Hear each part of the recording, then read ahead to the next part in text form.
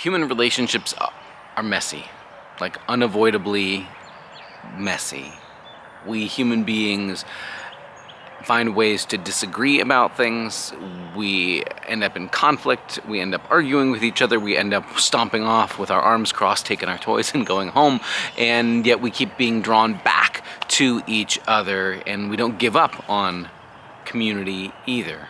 One of the things that I find really powerful about the book of Acts in the New Testament is that it just brings this very honest, realistic picture of what it is to live in community as the follower of Jesus, acknowledging the messiness, and that there's times when people don't all agree, and getting to hear the stories of how they decided, where are the lines that we don't cross this, where are the places where we can bend, where we can compromise, where we can find middle ground, where we can find a way for everybody to live together.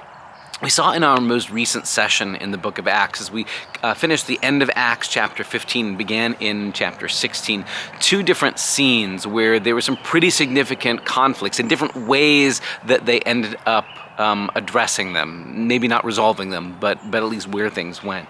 One was at the end of what was sometimes called the Jerusalem Council, when the leadership in the church in Jerusalem took on the question of are we allowing Gentile people, non-Jewish people, to belong in this community called church without first becoming Jewish? In other words, if you were male, to be circumcised. Were we going to require them to keep all the festivals, learn Hebrew or Aramaic, those kinds of things? And after a lot of back and forth, and paying attention to maybe the scriptures had been hinting at something like this all along, as well as what did we see when the Holy Spirit came and was poured out on these Gentiles like Cornelius back in chapter 10. The leadership said, okay, we're convinced that God is welcoming Gentile people as Gentiles. In other words, God doesn't say, you're welcome to come belong to the community of Jesus if you change who you are, but as you are welcome. But there was also the sense of there's probably some things that would cause some really significant hang-ups for our Jewish community. So let's ask these new Gentile converts to avoid eating food that had been offered to idols, which is a common practice in the Greek and Roman Empire world, where lots of animals would be sacrificed to lots of different gods, and then the meat from those animals would be sold in the marketplace. So we're going to tell people don't eat things that have been sacrificed to idols, and avoid things that had not been prepared basically according to the kosher laws, food that had not been properly butchered, slaughtered, that kind of thing.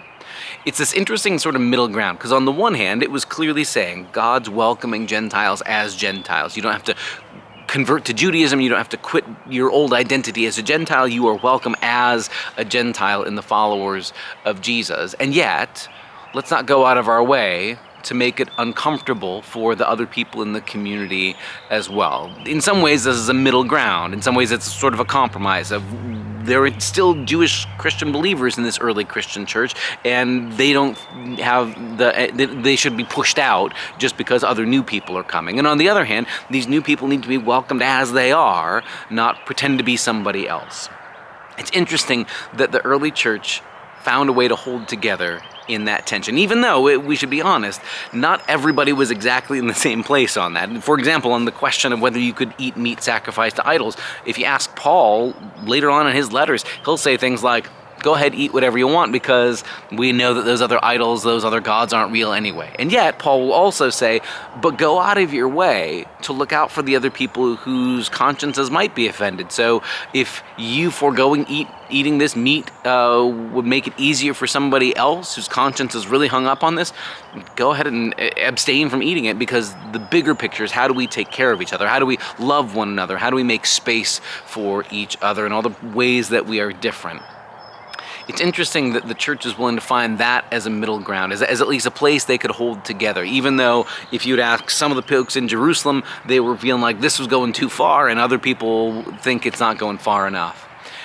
In some ways, the church is always in that place of trying to figure out where is the Holy Spirit leading us, and at any given moment, we're sort of stuck with here's what we think God's leading us to do. Some people will think, no, that's going too far, and others will think that's not far enough. And how we treat one another with grace and love, honoring that there are some folks who have really, really different opinions, and yet we're all held by the same God. That's a difficult place to be, especially in a culture like ours. where the moment you disagree with somebody, it's really easy to demonize them. And in Christian circles and religious circles, sometimes it is easy to literally demonize people, to say, we disagree, therefore you're going to hell. We disagree, therefore you're not really a Christian. That's really, really easy to do. And the early church gives us glimpses of ways that they could disagree and still find enough common ground to hold together. And the next scene that we get in Acts chapter 16 is another one of those moments. It doesn't quite have a happy ending to it, at least not for the moment. After this whole business with the Jerusalem council, Paul and Barnabas decide they're going to go on another missionary journey to visit the places they had visited, the churches they'd founded earlier in the story. And Barnabas wants to take along John Mark, who had gone with them for part of the first journey. But John Mark, earlier in that trip, had sort of bailed out on them, decided he wanted to go back home. And Paul was so upset about this. He's like, he flaked out on us. He doesn't have what it takes. He isn't committed, and Paul doesn't want to take John Mark along. Barnabas is committed to bringing John Mark along and giving him a second chance. Interesting, since Barnabas had been the one insisting earlier on giving Paul a second chance and letting him belong to the Christian community when everybody else is willing to write Paul off because he was one of those persecutors. He used to hate us and now he's in the club? No. Barnabas, it seems to always be giving people second chances. And this becomes an issue that Paul and Barnabas can't agree on. So they part company and each goes their own way. Barnabas takes John Mark and goes on a journey of his own, and Paul and eventually Silas, and he picks up a guy named Timothy in a little bit, go on the beginning of their own journey. We don't know, honestly. We just don't know from the biblical record whether Paul and Barnabas and John Mark ever reconciled. We might have hints. There's some possible references to a John Mark, to a Mark later on in late in the New Testament, and it sounds like Paul is saying that his only friend, his only comfort right now is Mark is with me. So it's possible that they made up, but we don't know for sure because we don't know the dates any of those things were written. We don't know. Mark is not an uncommon name, so we don't know for sure. There's at least the possibility of reconciliation. But what I think is worth noting is, here in the book of Acts, Luke doesn't whitewash that there's these disagreements. He doesn't pretend that everything was always smiles and rainbows and unicorns. But the early church really did wrestle and struggle, and sometimes they didn't get along, and sometimes they didn't agree, and sometimes they parted company.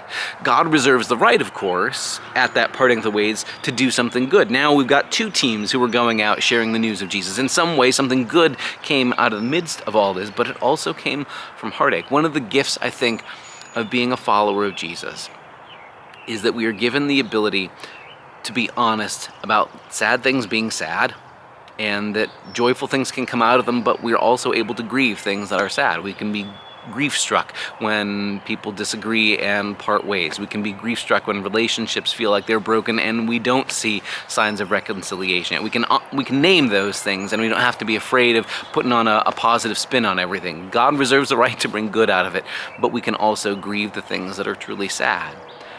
That's sort of where we're at here in the book of Acts, in these two moments of people who weren't all on the same page, and yet we're able still to trust God's got a hold of all of us. Paul and Silas and Barnabas and John Mark, none of them say that the other is doomed to hell or that God hates them. That we're all convinced God's holding on to each of us, but is leading us in different directions. It's a difficult, sometimes bittersweet thing to come to that realization, but there's also something beautiful about recognizing even people who are led in a different direction, God can still be leading them and God can still be leading me at the same time. It's not that one of us has to be right and one of us has to be wrong. It's possible God is leading us each as we go in different directions. We're going to keep wading our way through the book of Acts and seeing where the Holy Spirit would continue to lead the followers of Jesus as well. But it is worth remembering in our own day. Sometimes it's messy to be the followers of Jesus, but God doesn't let go of us, and therefore we don't have to let go of each other. We're held all together, even when we don't agree on everything, because Jesus won't let go or give up on any of us. Join us on Thursdays at 1 o'clock for our ongoing study in the book of Acts. See you along the way.